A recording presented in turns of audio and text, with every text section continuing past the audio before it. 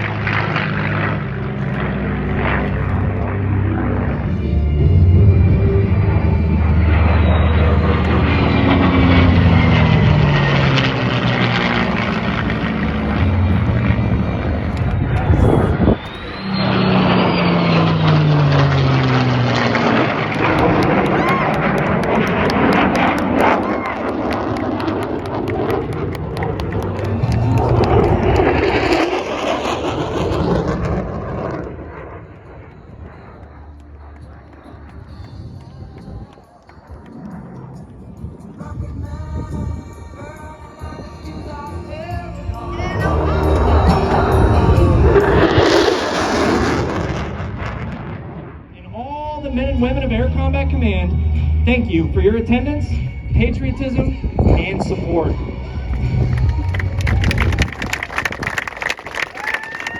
Well, come on, Harrisburg, how about that?